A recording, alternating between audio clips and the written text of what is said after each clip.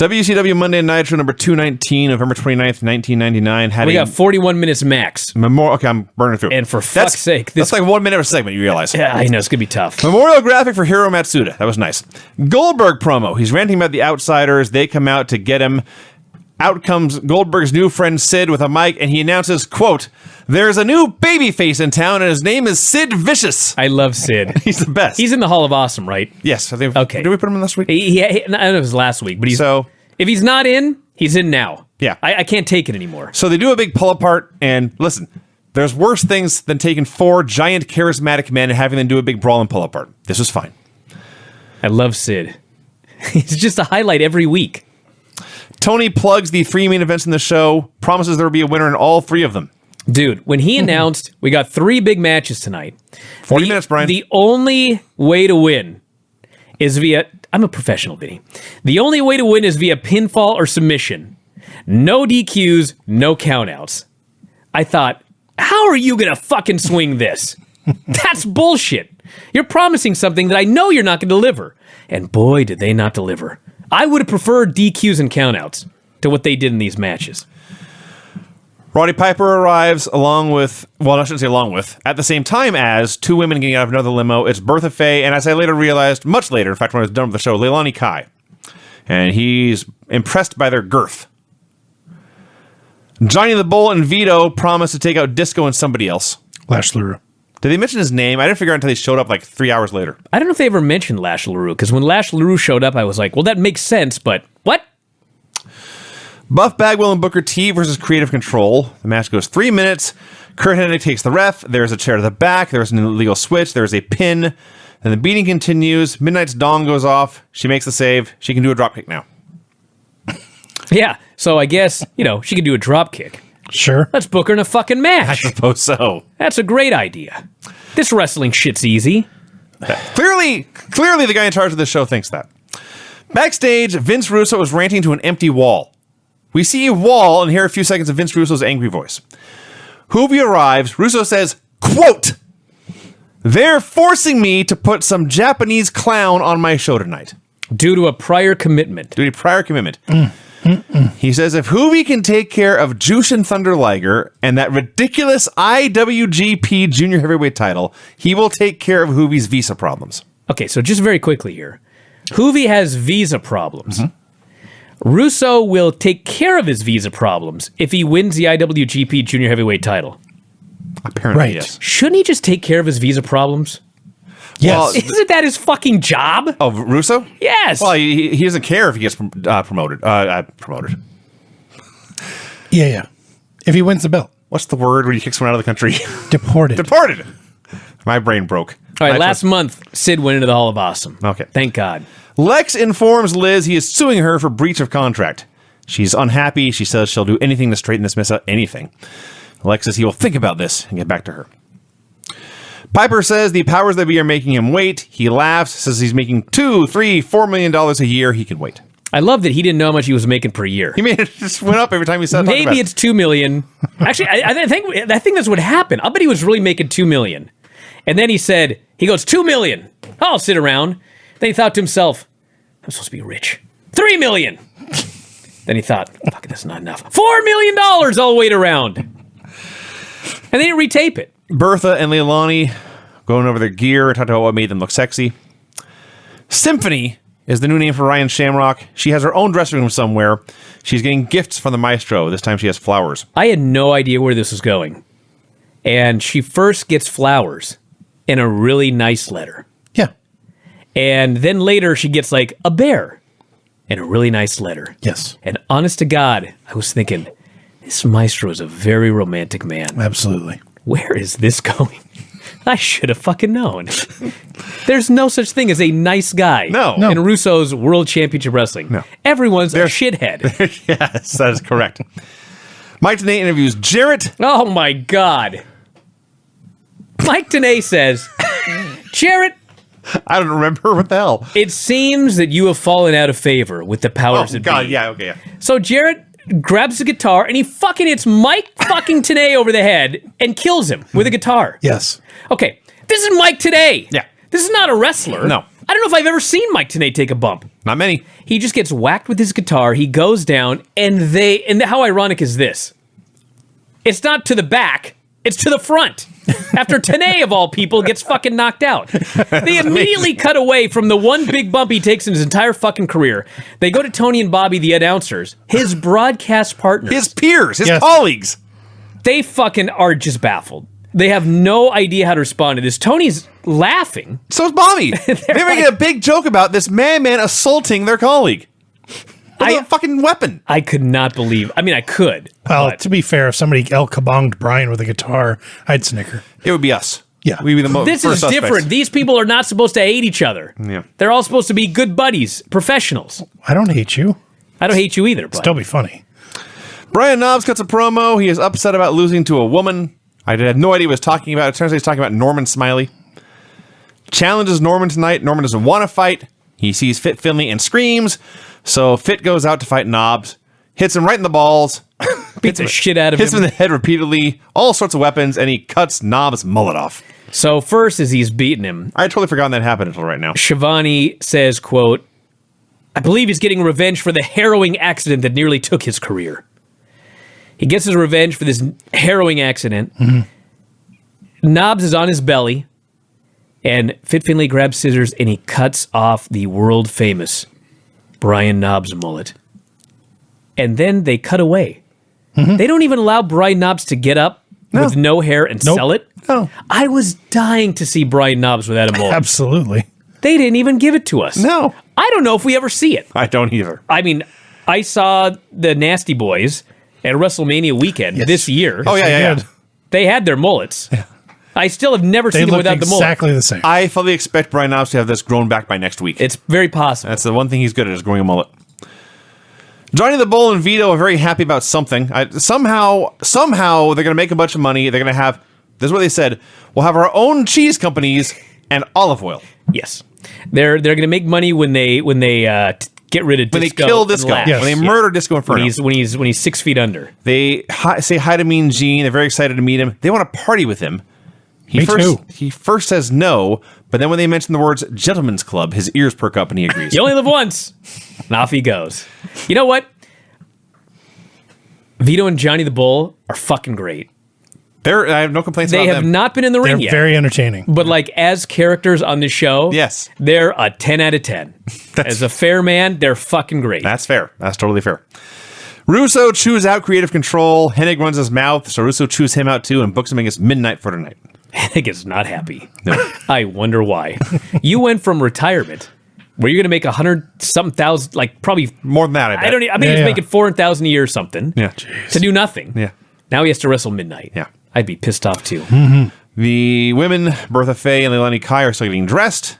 Vinny's trying very hard not to announce that they're plus-sized women because it's 2018. One was plus. But they are. They're And Tony Schiavone calls them, I guess, for simplicity and not to be too rude, ample ladies.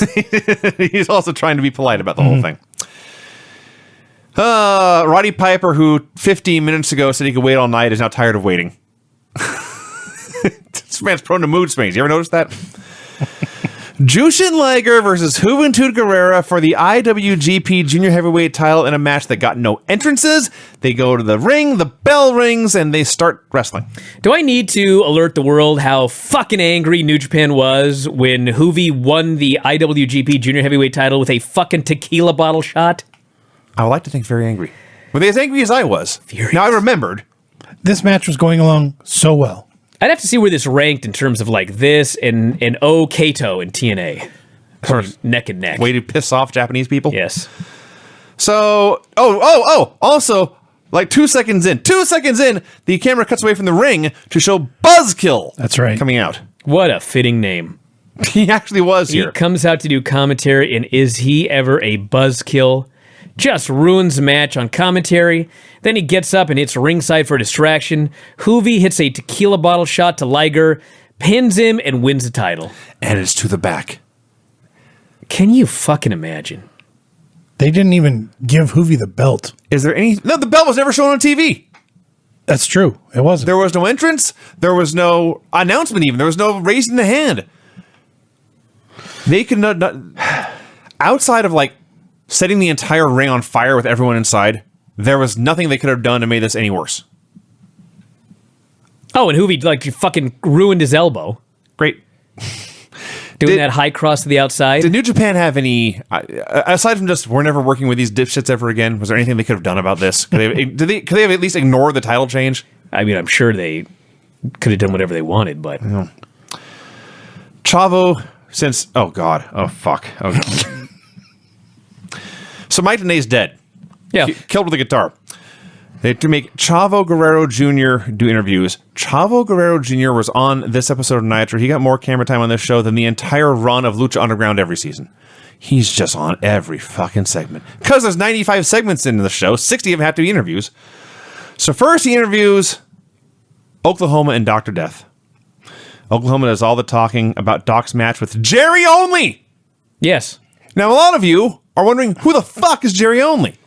Jerry Only is the lead singer of the Misfits, who are a rock band, not pro wrestlers. Doc promises there will be a slobber knocker. And Chavo, by the way, every time they go to him, he's hawking some merchandise because he's now an Amway salesman. Every time he hawks some new merchandise.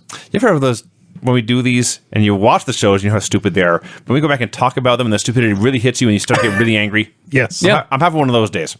I didn't get angry watching the show. I'm getting angry recapping it. Symphony is given chocolates. Sid is backstage, as best I can tell, practicing choke slams on himself. He's going through the motions. Good for him. They also He's showed, warming up. They also showed Gene at the club, Gene is at the club. and he's getting drunker. The tamest gentleman's club you ever saw. There's about 5 segments in this gentleman's club, and the women are wearing way more than Godfather's women do on Raw every That's week. true. You know what annoys me? It's a PG-13 strip club. What is this? I just gotta. I don't want to spoil everything before we get to it, but what happened to Gene? It's sort of told. It is. There's a segment where it's announced, the Italians leave, and they say, we'll see you, Gene. I know, but I mean, And Gene stays what? at the club having fun. Wouldn't it have been better at the end without spoiling it? Like after the climax, so to speak. Sure. Gene returned drunk to interview them. Or wandered in Yes. with women. That would have been I mean, better. for fuck's sake, if you're gonna make a farce of this, at least make it a good one. Well, here's the thing, Brian. You're a funny, creative man. That makes you overqualified to book Raw Nitro in November of 1999. Or what if Gene would have wandered into the room where they were tied up with a Don't couple spoil it with yet. a couple of women? That would have worked too. Yeah. All of these are better ideas than what actually happened because you are funny, creative men. Not like the dipshits making this show.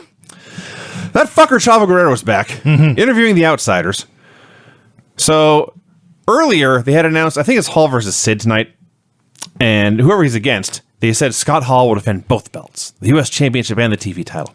Here, Hall is talking about how the TV title is worthless. He hands it over to Nash. Nash says, I don't want it, and they throw it in the trash can. Yes, Okay. he couldn't just do a job and they could have another title for somebody. No. Fuck. Revolution comes out for a promo. So suddenly, as you recall, last week, they hate America now. So they've got the flag out. They're standing on the U.S. flag. Allow me for a moment. The Revolution are trying to cut this serious heel promo. Douglas is out there. He's angry at the fans. They're disgusted they're being booed, especially last week when the fans booed Dean Malenko against a Canadian. Yeah. He says, this country is love it or leave it. Tonight, Revolution is leaving it. We are our own sovereign nation. Dean Malenko spits on the mat. He says, I'm spitting on America. Dean Malenko, I dub myself the Python. Dean was so awesome in this promo. This man, Shane Douglas, he's the Rattler. Asia, she's the Boa. And Saturn, and suddenly Saturn grabs Mike and says, I'm the Trouser. There's a pause, and he says, the most sought-after snake in the world. Are you fucking kidding me? This was going so well. You were having the best fucking Dean Malenko promo of all time. Do you know and how much had the to Revolution fucking sucks? Ruin it with some shitty comedy at the end of this is fucking thing. The first good thing the Revolution ever did, and they made it a dick joke and killed it. Fuck. On top of killing things and making them unfun, Hacksaw Duggan comes out. Oh, jeez. Hacksaw Duggan, as you all know, carries a 2x4 with him. I'm aware. A piece of wood with which usually he'll just threaten to hit people with, but occasionally he'll strike them with it and then pin them. He comes out here and attacks them with his 2x4. First of all, as he's waving it around, you can see it bending like a pool noodle or something. They left it in the oven too long. He and Dean play like tug of war, and I'm looking at it, and it's like twisting, and their fingers are squeezing into this foam rubber 2x4. And this is not supposed to be a joke skit, everyone. This is supposed to be Hacksaw Duggan attacking these guys with a dangerous wooden weapon. Defending America's honor. Defending America. And I'm looking at this fucking thing. And by the end, it's like crooked, it's bent. It's clearly a toy or some kind of thing, but we're not supposed to know that. We're supposed to think this is dangerous and brutal. Hey, think about this. In a few weeks, somebody's going to nearly end their career punching through a fucking legitimate glass window. That's right. They're doing shit with real glass. And by the way, later on, there's a real pipe. But Hacksaw fucking Jim Duggan, the lightest worker on earth, yes, has to be given a fucking foam rubber 2x4? This is the fucking... God! It looked like a Z at one point. Yeah, it looked like the line on Charlie Brown's shirt. Just zigzaggy. So there's a bunch of them, and they beat him up, and they throw him on the ground, and they plant the flag in his ass, and they pose like a Iwo Jima. Excuse me? Well, I don't remember that part. What they did. Yeah, it's not. They pretended to. It worked sodomy, and eventually Chris Benoit saves.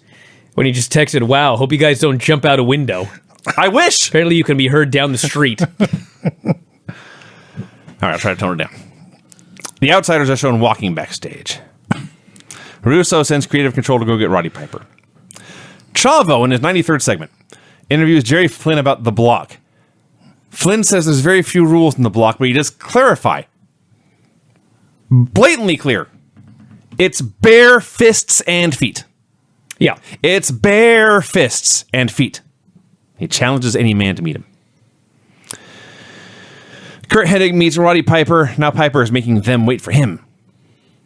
Scott Hall versus Sid, who does not care that he's no longer getting a TV title shot. Oh, let's see. Scott Hall's a big, strong guy.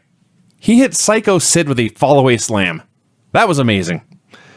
He actually got him up for the Razor's Edge, but Sid escapes. And the ref gets wiped out. Hall gets chokeslammed and powerbombed. Nash hits his elbow drop. He misses the elbow drop of death. Jarrett comes out. Sid feeds him his back. But no. Jarrett goes all the way around him. Must hit him in the head. Where are we? Sid. You spun me in so many circles. I don't. Are we Sid versus Hall now? Yes. All right. Let's just get this cut to the chase. Jarrett hits him in the head with a guitar. Yes, we got Sid out there. We got Nash out there. We got Jarrett out there. Jarrett hits Sid with a guitar. Hall's on top for the pin. That was one of the matches where they said it must be pinfall or submission. Yes. No DQ, no That's right. count out. That's some fucking finish that they gave us there. So Goldberg shows up and spears and jackhammers Jarrett. This was bullshit. And we had two more matches exactly like it. Piper, Hennig, and Creative Control are walking down a hallway. Doc and Oklahoma are talking about football. The Italians are at the PG-13 strip club dancing with women. Johnny says he's worried about the boss. Vito says, I got it covered.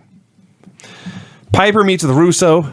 Russo makes him the ref for a mud wrestling match with the two big women. Piper's about to protest, but then a light bulb goes off and he leaves. Gosh. The worst thing I've ever seen on TV, I think. This week. In a while, this week. So they're in catering. All right? People are hanging out. This is better than half a Raw. So the Nitro girls get bitchy in there. And the worst food fight there's ever been. I guarantee you, at some point, your young daughter Paisley has thrown a tantrum and thrown some beats on the floor or whatever. She never throws a tantrum, Vinny. She's your daughter. Never does anything wrong. She's probably throwing a tantrum right now. She's asleep. She's saving her energy. So the women begin. She's Whitney's daughter, too. That's true. That's very, very calm. The women begin to smear food on each other and talk trash, such as, quote, this is something an adult human said to another adult human on the show that I'm supposed to believe. I know you did not just take those potatoes and put them down my top.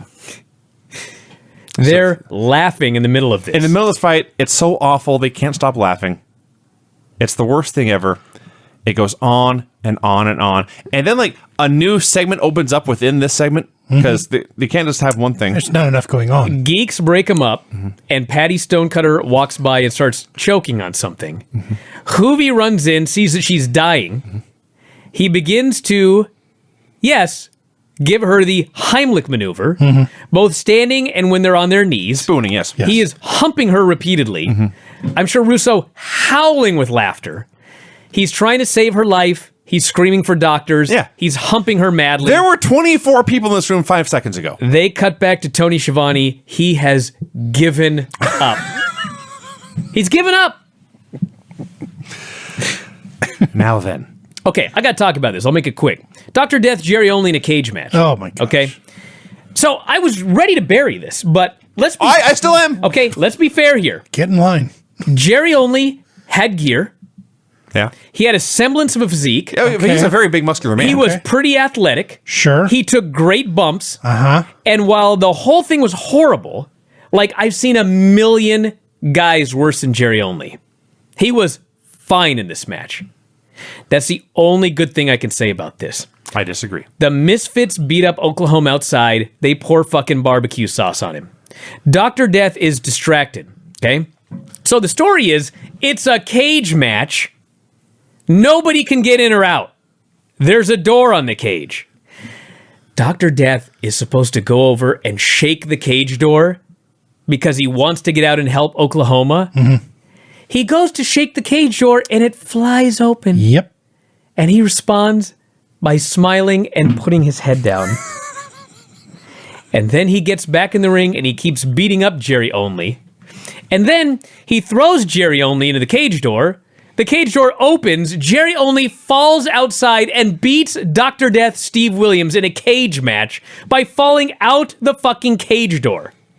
Okay, everything you said right there was true, except this part about Jerry Only being decent. He was okay. No, he was not. His top rope crossbody was okay. Now, I made note of that because I thought every other thing he did was awful. Well, he's Jerry Only. Understood. That's not my fault. It's not my fault either. I'm just saying. Listen. A lot of guys in their first ever match looked worse than It Jerry looked Only. like he had never practiced running the ropes. Well, yeah. It's very hard to run the ropes. He didn't even practice, Brian. I'm sure he practiced. I don't think he did. But who fucking cares? There's Vinny- much bigger fish to fry than his performance Vinny, in this match. This guy was horrible, right, Vinny? This guy was fucking awful. Thank you. Now, I don't necessarily blame him. What the finish is, they're beating up Oklahoma and pouring barbecue. By the way, are there good guys in this segment? Am I supposed to cheer for anyone? Because I hate them all. I think I like Jerry Dr. Only. Death. So they're pouring barbecue sauce on Oklahoma. They're beating him up. Doc is standing there, doors open, doesn't know what to do. So you're giving this finish way too much credit. I don't know if this was supposed to happen or if they just...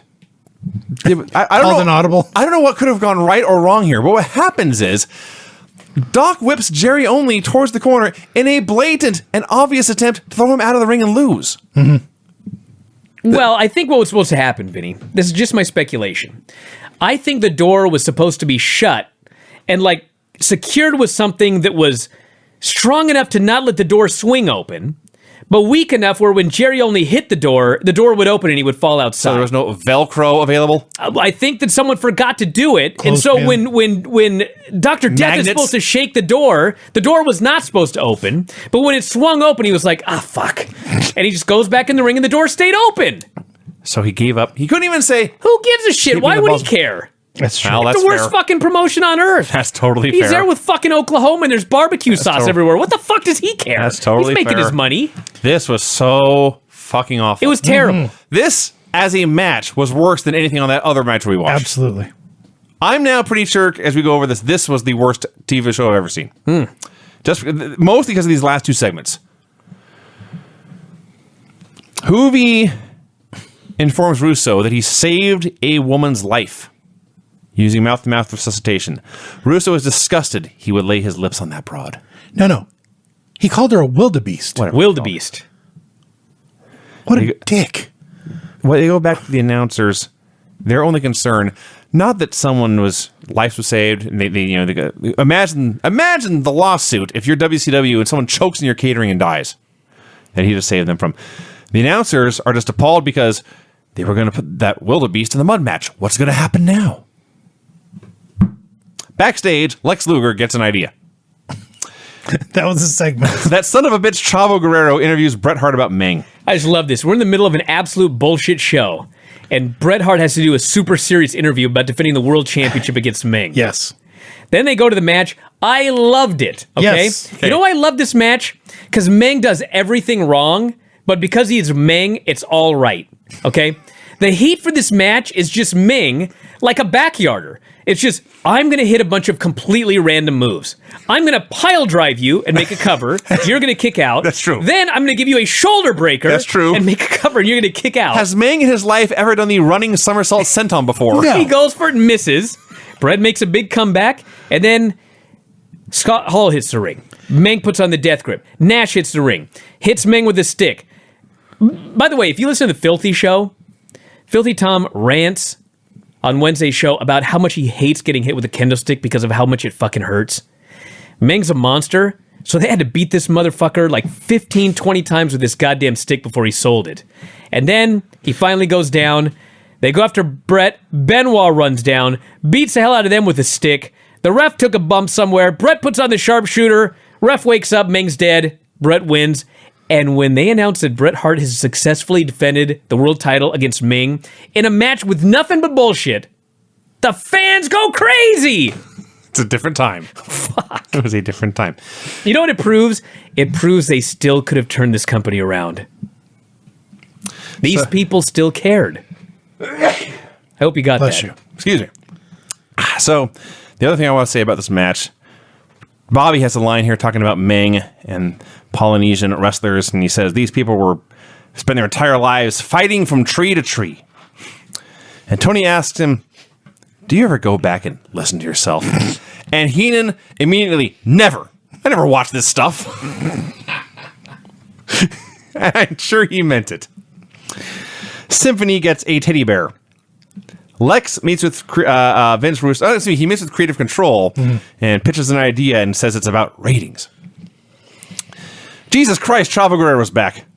He's interviewing Tigress. He's trying to sell her makeup kits because they put makeup on Spice last week. She says she wants 10 makeup kits. Spice shows up, says, you ripped my costume, you bitch. There's a terrible brawl, and one of them puts the other in the shower. I'm just going to read my notes here. Okay. Evan about to fuck Medusa. Okay. They're in a darkened room. Yes. There's mood lighting. Yes. They're making out. Hard. He's on top naked. of her. Yep. She wants a title match. He says, okay. They turn the lights out and fuck. Yep.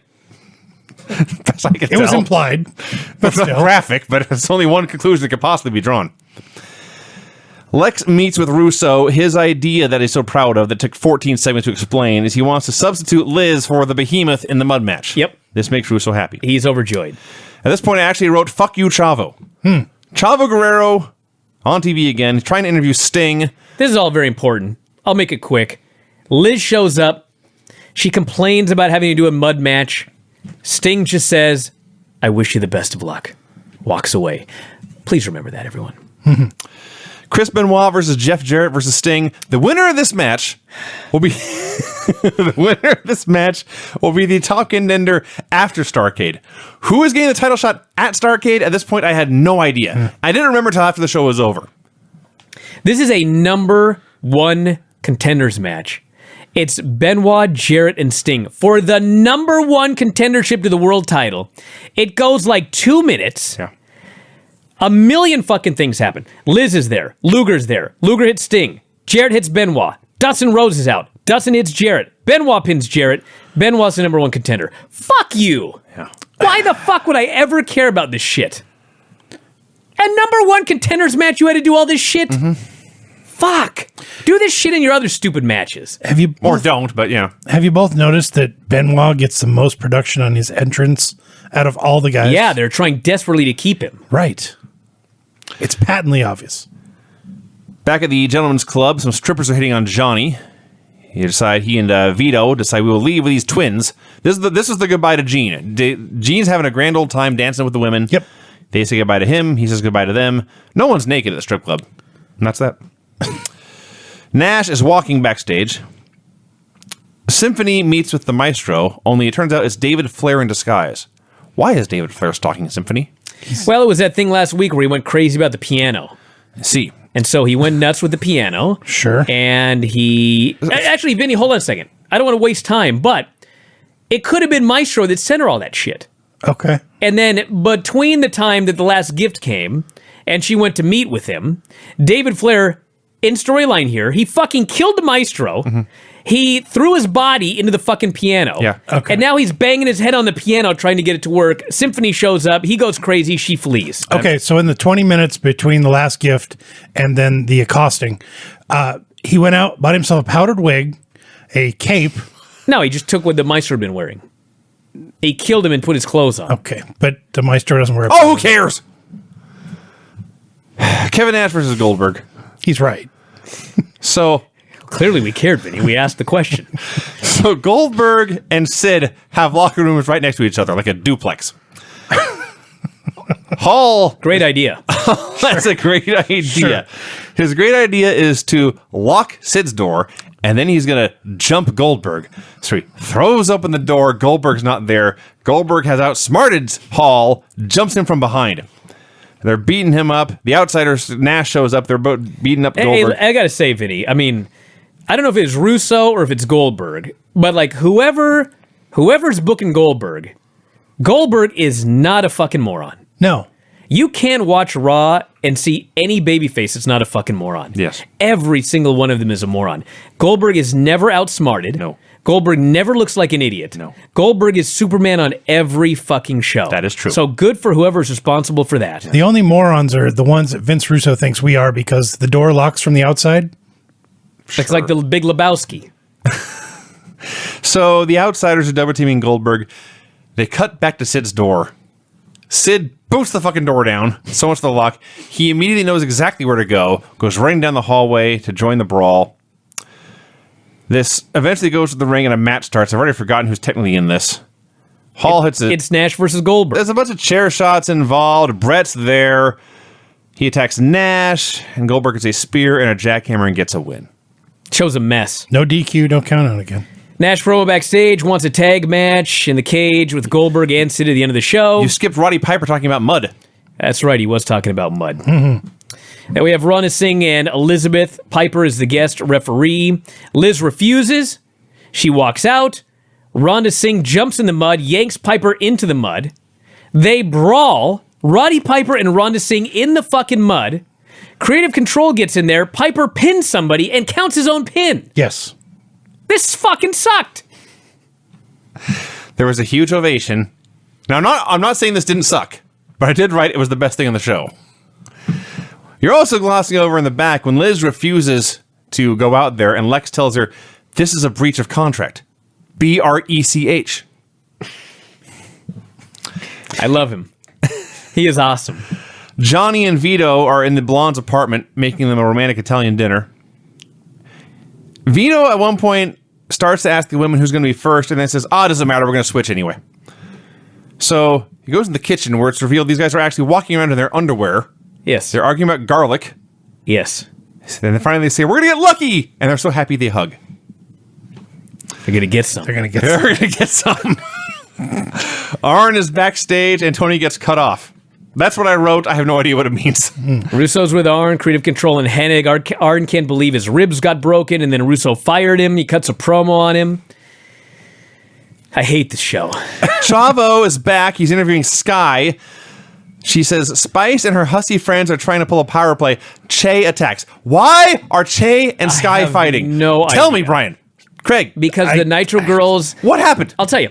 Russo showed up. He believes all women hate each other. Yes. And so all of a sudden, every woman in this show hates each other, even if they were a team before he showed up. The Nitro girls all hate each other now. I don't fucking know why. For ratings. This show's fucking awful. It's terrible. Jerry Flynn versus Wall in the block. This was dumb. I counted. There were no bare feet here, only 2 bare fists. Dude, they had a fake kickboxing match with some MMA. They are fucking exhausted. They were given like 8 fucking minutes or something to do like a work shoot fight. They're gasping for air. Berlin runs in with a legit metal pipe, not a fake one like Hacksaw, and then does some shit, and I don't even think there was a finish. He hit Flynn with a pipe, ordered the Wall to leave, and the Wall went after him instead. Let's see. There were thunderous boos for all this. Oh my God, during the match, they just booed and booed and booed The incessantly. frame rate was terrible. It was like watching a little QuickTime video. They had one spot in mind, which was Wall will throw a kick, Flynn will dodge, and Wall will kick down her door. They did it 3 times. This was fucking horrendous. This is awful. Horrible. Goddamn Chavo, interviewing Piper, thank God for Roddy Piper, says, I fought your daddy, I fought your grandpa. They were tough men. You should stand up for yourself. And They had guts. They had guts. So Nash and Hall walking by and laugh at him. He's still covered in mud. And he attacks them. And what was funny about this was Roddy Piper is so appalled that Chavo is being an Amway salesman. And he's bowing down to the powers that be. Right. And he's cutting this big promo on him, asking him why he's doing this. And Chavo calmly says, I'm making money. Piper just cannot handle this answer. No. This fucking guy would be unemployed without this fucking Amway gig. Piper he just cannot handle this.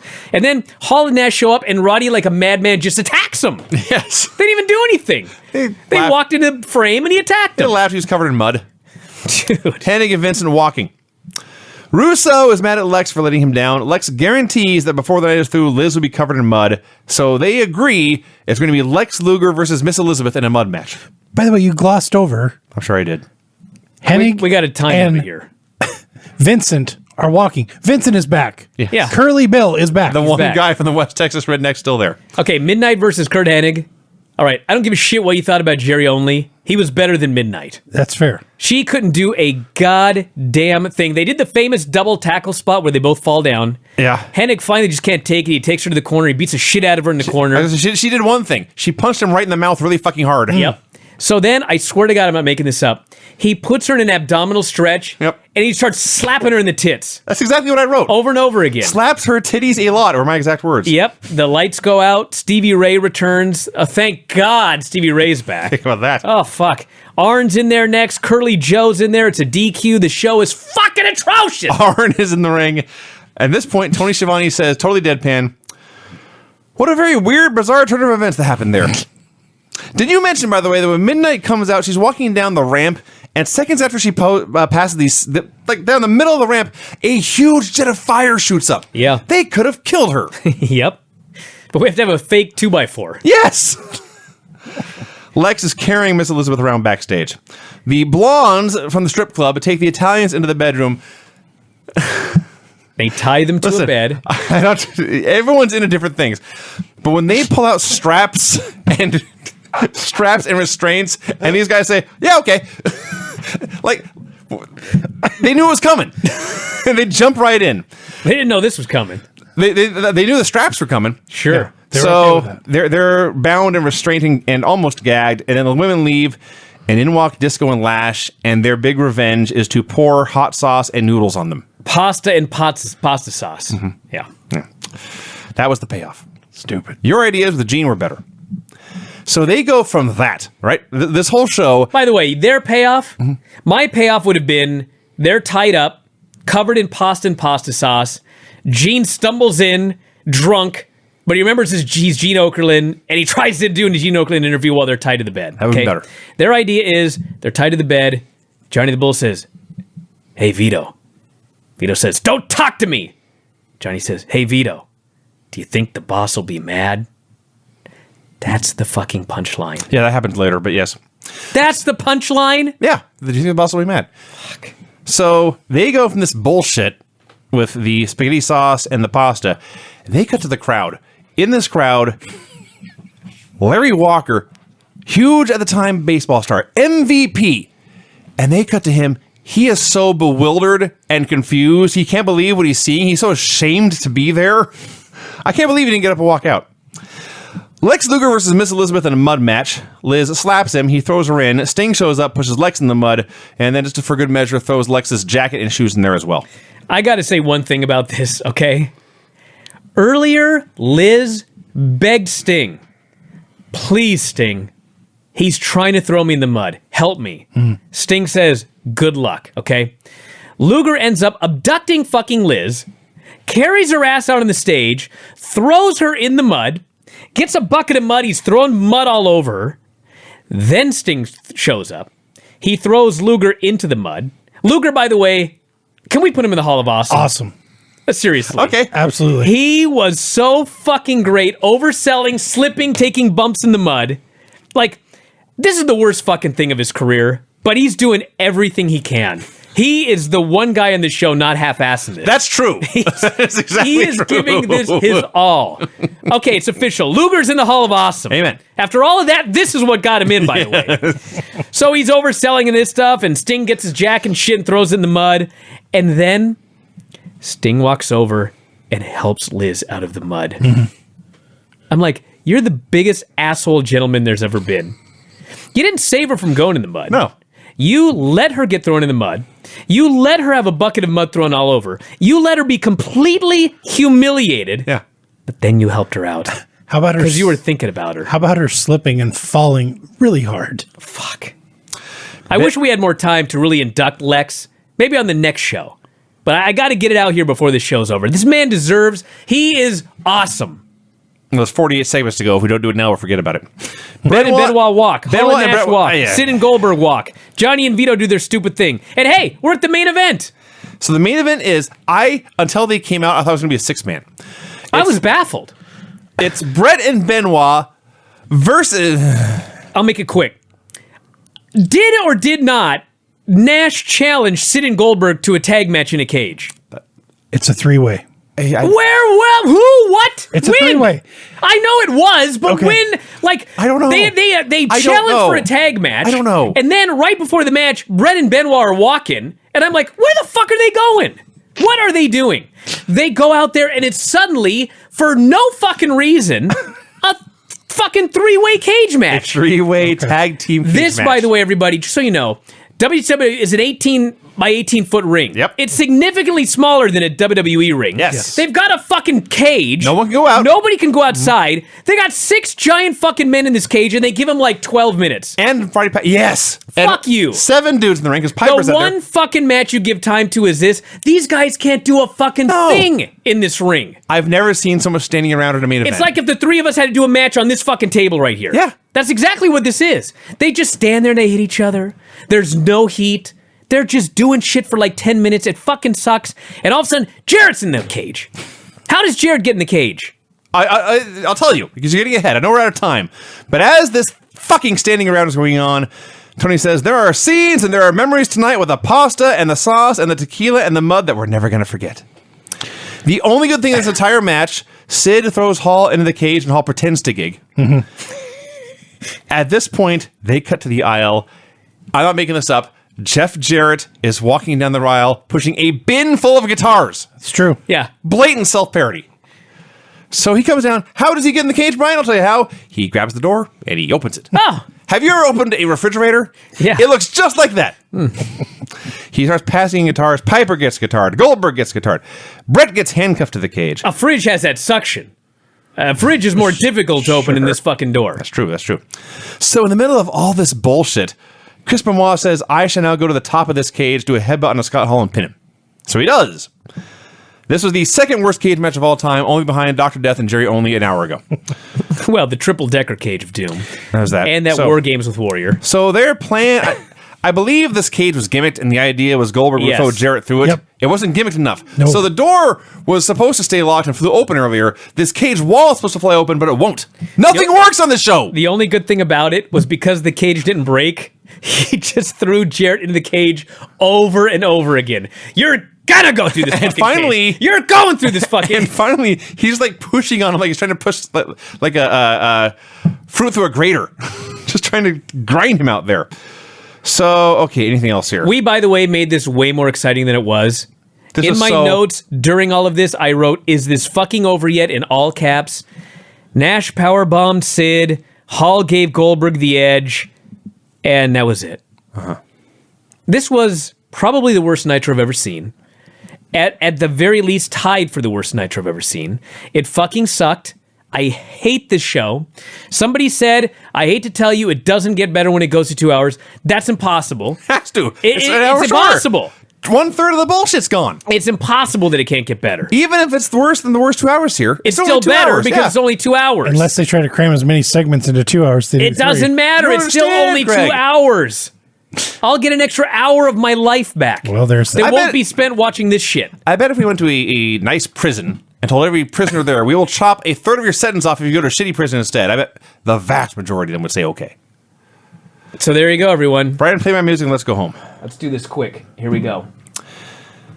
The finishes on this show were pin by a legal man after chair shot, pin after tequila bottle shot, pin after guitar shot, escape in the worst cage match of all time, submission after interference and weapon shots, pin after 3 different people interfere with weapons, pin after all sorts of interference and chair shots, no finish in the block, DQ in an intergender match, no finish in an intergender mud match, pin after 10 minutes of pure unmitigated bullshit. No finish in a block match. We said. That makes me almost as mad as the count out in a That's fair. That's totally fair. false counting order match. Fuck you. This show fucking sucks. It was awful. The worst show of all time. God! All right, we're done, everybody. Check out WrestlingObserver.com, at Brian Alvarez on Twitter. Donate. Thank you very much, everybody. For me, everybody. We go through Come this on. I forever. spent 5 fucking hours of my life watching this shit today. Help us out. We're out of here. Talk to you again next time. Good night. Bye.